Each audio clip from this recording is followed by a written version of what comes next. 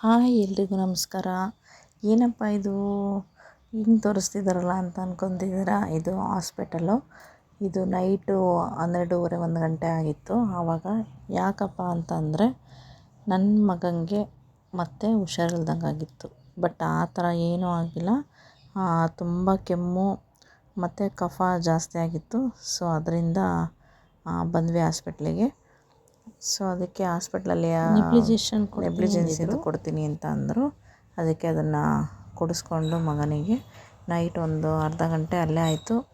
ಅಲ್ಲಿಂದ ಮುಗಿಸ್ಕೊಂಡು ನೈಟು 2 ಗಂಟೆಗೆ ಬಂದ್ವಿ ಮನೆಗೆ.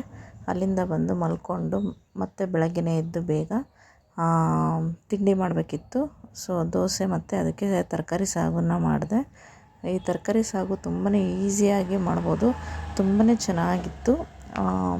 ನೈಟು ನಿದ್ರೆ ಬೇರೆ ಇರಲಿಲ್ಲ. ಸೊ ಬೆಳಗ್ಗೆನೇ ಬೇಗ ಎದ್ದು ಅರ್ಜೆಂಟಿಗೆ ಬೇಗನೆ ಮಾಡಿದೆ ದೋಸೆಗೆ ಮತ್ತು ಸಾಗು. ತರಕಾರಿ ಎಲ್ಲ ಏನು ತರಕಾರಿ ಇದೆಯೋ ಅದನ್ನೆಲ್ಲ ಹೆಚ್ಕೊಂಡು ಬೀನ್ಸು, ಕ್ಯಾರೋಟು, ನೀವು ಯಾವುದಾದ್ರೂ ತರಕಾರಿ ಆ್ಯಡ್ ಮಾಡ್ಬೋದು. ಇಲ್ಲಿ ನಾನು ಬೀನ್ಸು, ಕ್ಯಾರೋಟು, ಆಲೂಗಡ್ಡೆ ಹಾಕಿದ್ದೀನಿ. ಸೊ ತುಂಬಾ ಚೆನ್ನಾಗಿ ಬರುತ್ತೆ. ಫಸ್ಟಿಗೆ ನೀವು ಈರುಳ್ಳಿ, ಟೊಮೊಟೊ, ಹಸಿಮೆಣ್ಸಿನ್ಕಾಯಿ 1-2 ಮತ್ತು ಬೆಳ್ಳುಳ್ಳಿ, ಸ್ವಲ್ಪ ಶುಂಠಿ, ಸ್ವಲ್ಪ ಕೊತ್ತಂಬರಿ ಸೊಪ್ಪು, ಒಂದು 5 ಎಸ್ಲು ಗೋಡಂಬಿ ಇಷ್ಟನ್ನು ಎಣ್ಣೆ ಹಾಕ್ಕೊಂಡು ಚೆನ್ನಾಗಿ ಫ್ರೈ ಮಾಡ್ಕೋಬೇಕು.